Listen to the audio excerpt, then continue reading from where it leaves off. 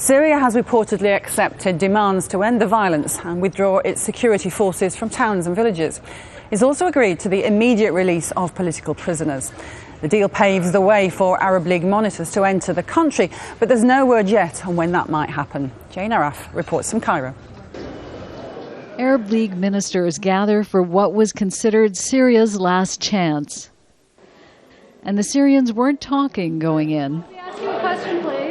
The foreign ministers gathered to defuse a full-blown crisis. The Syrian government responding to an uprising by using tanks and guns against its own people.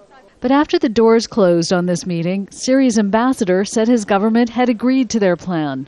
The Syrian government has accepted the following: a halt of all acts of violence to protect Syrian civilians.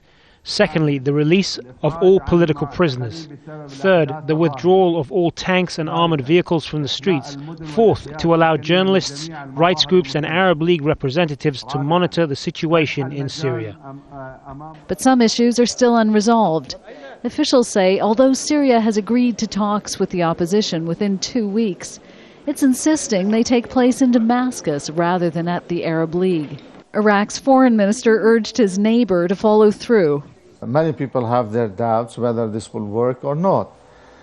We believe this is a golden opportunity for the Syrian government to be sincere, to implement those in good faith, because it will help the people of Syria who have suffered a great deal, and it will help the government also to come out clean, that it's genuine, it's serious, to resolve this political crisis. It's no good to go and ignore that the situation is calm and nothing is happening, and we see on TV screens and on the internet all these atrocities are committed. And just outside the gates, these protesters said the Arab League was betraying the Syrian people. This protest has been going on for hours, ever since the foreign ministers started arriving for this meeting.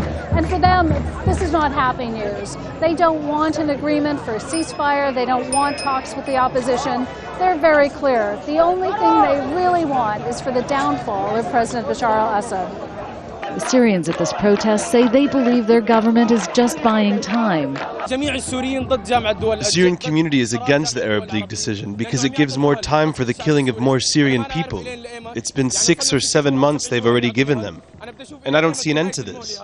They say after 7 months of violence, diplomacy won't repair the damage.